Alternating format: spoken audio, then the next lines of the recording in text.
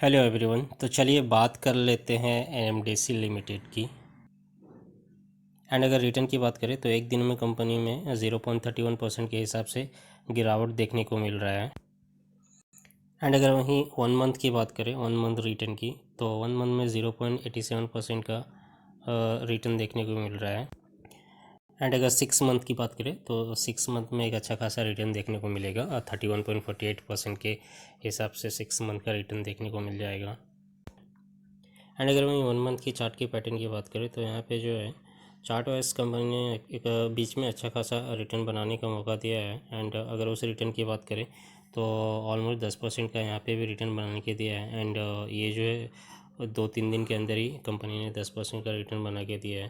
हालांकि उसके बाद कंपनी में एक गिरावट जारी रहा एंड अगेन एक छोटा सा बाउंस बैक दिखा। एंड इस बाउंस बैक के बाद भी कंपनी ने 4 से 5% रिटर्न बनाने का मौका दिया है, जो कि एक ही दिन का है। अगर 5 ईयर की बात करें तो 5 ईयर में 31.1% के हिसाब से रिटर्न है। बट इसी रिटर्न को हम अगर चार्ट वाइज देखते हैं तो यहाँ पे शेयर ने एक अच्छे खासे बीच बीच में बाउंस बैक दिखा के लोगों को रिटर्न बनाने के मौके दिए हैं। जैसे अगर हम यहाँ पे बात करते हैं तो यहाँ पे भी कंपनी ने एक अच्छा खासा रिटर्न बना के दिया है। और कुछ 54-55-56% का यहाँ पे भी ये रिटर्न बना के कंपनी ने दिया है। एंड अगर इस रिटर्न की बात करें तो ये रिटर्न भी कुछ 4-5 महीने के ही अंदर बना के दिया है, 54-55% का रिटर्न। एंड फिर कंपनी में एक गिरावट आया एंड अगेन बाउंस बैक दिखता रहा। तो इस 5 साल के दौरान में कंपनी ने अच्छे खासे रिटर्न बनाने के मौके दिए हैं। एंड अच्छा खासा रिटर्न बना के दिया है। जैसे यहाँ पे हम बात करें तो यहाँ पे 116% का रिटर्न कंपनी ने बना के दिया है, जो कि अगर इस रिटर्न की बात करें तो ये भी कुछ 8-9 महीने के अंदर ही 116% का रिटर्न बनाने का मौका दे दिया है। तो कंपनी में ऐसा ही रिटर्न बनाया जाता है कि किसी भी कंपनी में आप हर बार एक गिरावट में पकड़े एक लेवल को याद रखें। एंड गिरावट में स्टॉक को पकड़ें, गिरावट में ख़रीदें। एंड फिर उसमें जैसे ही तेज़ी आएगी तो आपके रिटर्न अच्छे खासे बन जाएंगे। जैसे इसमें ही इस 5 साल की अगर इस 5 साल ड्यूरेशन की बात करें तो यहाँ पे जिन्होंने लिया होगा वो यहाँ पे निकल गए होंगे, तो यहाँ पे भी शॉर्ट टर्म में भी उनका बन गया। एंड अगर जो यहाँ पे निकले होंगे तो यहाँ भी उनको अच्छा खासा रिटर्न बनता हुआ नज़र आया। एंड जो यहाँ लिया होगा तो यहाँ पे उनको अच्छा खासा रिटर्न बन गया होगा। तो कभी भी किसी भी कंपनी में आप अगर इन्वेस्ट करते हैं तो कंपनी का फंडामेंटल देखें, कंपनी का प्राइस नहीं देखें, कंपनी का फंडामेंटल देखें। एंड बिजनेस देखें। एंड देखें कंपनी मतलब फंडामेंटली स्ट्रॉन्ग है या नहीं, या कंपनी के सेल्स रेवेन्यू में ग्रोथ हो रहा है या नहीं हो रहा है। एंड जब भी करें तो गिरावट में लेने की कोशिश करें तो वहाँ से शेयर आगे निकलता है। तो मतलब फंसने के कम चांस रहते हैं, लोगों को रिटर्न बनता हुआ नज़र आता है एंड रिटर्न बन भी जाता है। एंड वही एंड अगर वहीं मैक्सिमम की बात करें तो मैक्सिमम में भी आपको नेगेटिव रिटर्न देखने को मिलेगा, 55 -55.45% के हिसाब से नेगेटिव। बट उसी रिटर्न को अगर हम चार्ट वाइज देखते हैं तो यहाँ पे कंपनी जो लिस्टिंग हुई थी वो 2008 में लिस्टिंग हुई थी। एंड कंपनी ने एक अच्छा खासा बाउंस बैक दिखाया था। हालांकि फिर कंपनी में जो है लगातार गिरावट जारी रहा, बट कंपनी ने हर बार बाउंस बैक दिखा के लोगों को रिटर्न बना के दिए हैं। अगर यहाँ पे बात करें तो यहाँ पे भी कंपनी ने अच्छा खासा रिटर्न बना के दे दिया लोगों को, अगर इस रिटर्न की बात करें।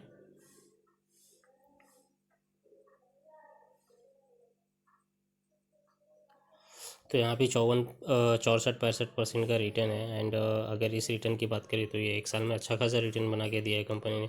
फिर गिरावट आई, फिर एक बाउंस बैक आया। तो लॉन्ग टर्म किसी भी शेयर में लॉन्ग टर्म पर्पज़ से आए।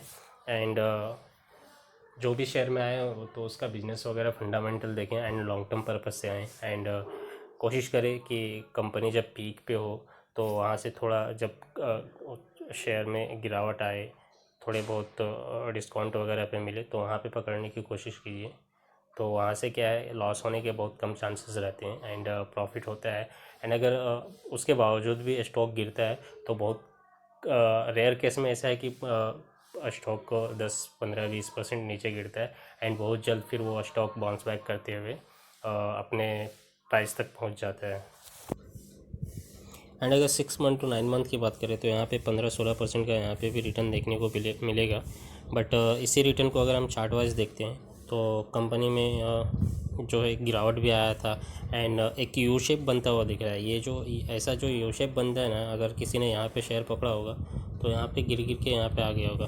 तो आप जब भी शेयर को पकड़े ना तो थोड़े छोटे छोटे क्वांटिटी में पकड़े, ताकि अगर गिरावट आए तो हमें और भी निचले लेवल पे ऐड करने को मौके मिले एंड जहाँ से मैंने अपने स्टॉक को पिक किया वहाँ तक आते हुए मुझे कुछ रिटर्न मिल जाए। ऐसा नहीं कि सब यहीं पे डाल दिए हम, अब यहाँ पे शेयर आ गया है। अब यहाँ पे आने के बाद 1-1.5 साल तक मैं बैठा रहूँ एंड फिर उसके बाद जो है शेयर में तेज़ी आवे और मेरे प्राइस तक पहुँचे तो 2 साल में फिर हमें कुछ नहीं मिला। ऐसा भी नहीं होना चाहिए। तो छोटा छोटा मतलब थोड़ी थोड़ी क्वांटिटी में आप ख़रीदें एंड कोशिश करें हर गिरावट में ख़रीदने की। अभी शेयर ने जिन्होंने यहाँ पे लिया होगा एंड छोटे छोटे क्वांटिटी में लिया होगा एंड हर गिरावट पे थोड़ा थोड़ा ख़रीदा होगा तो यहाँ तक कि उन्होंने अच्छे खासे रिटर्न बना लिए होंगे। और जिन्होंने यहाँ पे लिए होंगे तो यहाँ पे भी देखिए, जो यहाँ पे एंट्री किए होंगे तो यहाँ पे भी उनका एक अच्छा खासा रिटर्न मिल गया होगा। लाइक अगर इस रिटर्न की बात करें तो यहाँ पे भी 36% का रिटर्न है एंड इस रिटर्न की बात करें तो ये रिटर्न भी कुछ 1-1.5 महीने के अंदर ही मिल गया है। 1-1.5 महीने के कम टाइम में ही ये रिटर्न मिल गया है लोगों को। एंड अगर कंपनी के फंडामेंटल की बात करें तो कंपनी का जो मार्केट कैप है वो 42,728 करोड़ का मार्केट कैप है कंपनी का। एंड वहीं करंट प्राइस की बात करें तो 146 रुपये का करंट प्राइस है। जो कंपनी का अभी करंट प्राइस चल रहा है वो 146 के हिसाब से चल रहा है।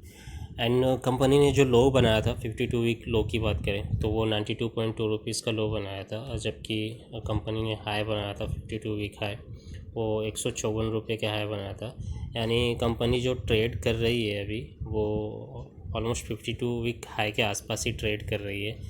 एंड अगर बात करें प्राइस टू अर्निंग रेशियो की तो वो 8.63 के हिसाब से मिल जाएगा, यानी अंडर वैल्यूड ही है।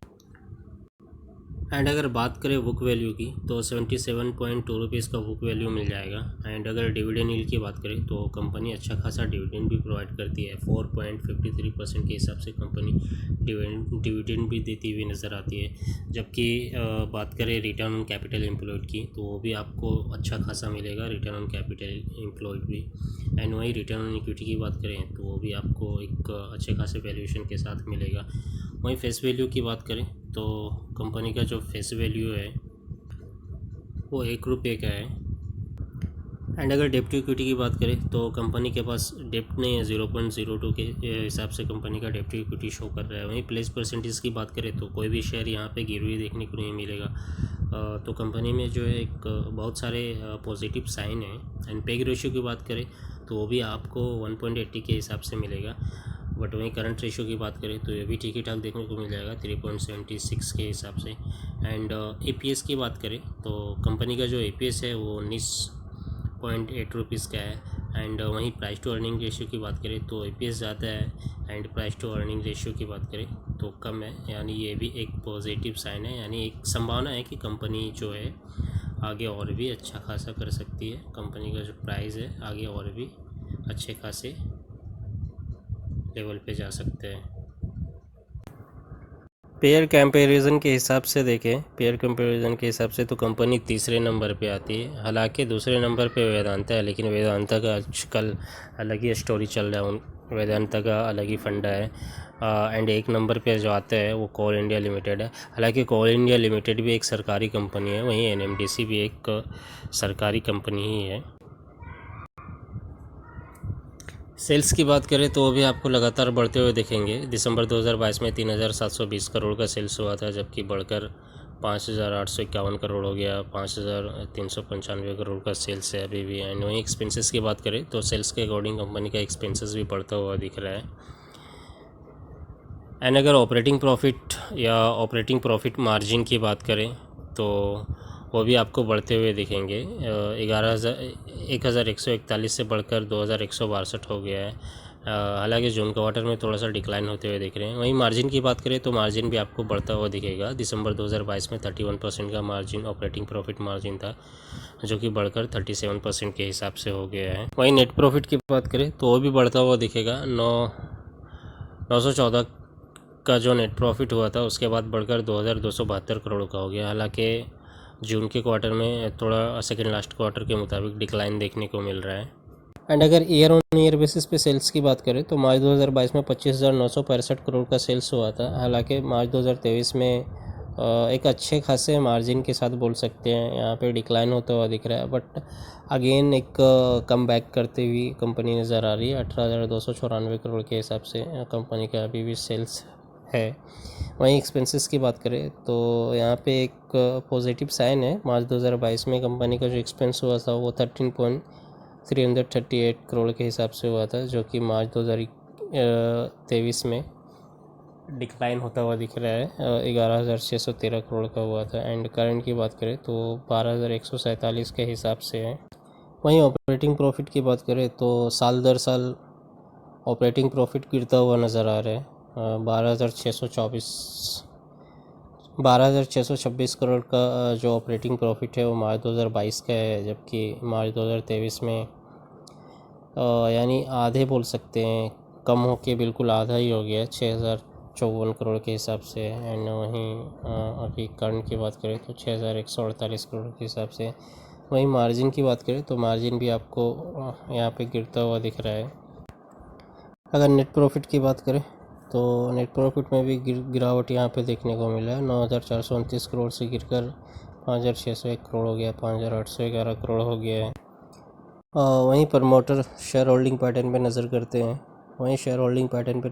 हैं तो प्रमोटर का जो यहाँ पे स्टेक है वो 60.79% के हिसाब से है। एंड FIS का आपको थोड़े बहुत स्टेक देखने को मिल जाएगा, जो कि 6.99% के हिसाब से मौजूदा स्टेक है इनका। एंड DIS की बात करें तो यहाँ पे भी DIS का भी अच्छा खासा स्टेक देखने को मिलेगा, 18% के हिसाब से उनका भी स्टेक है। एंड अगर गवर्नमेंट की बात करें तो गवर्नमेंट का यहाँ पे स्टेक 0 है।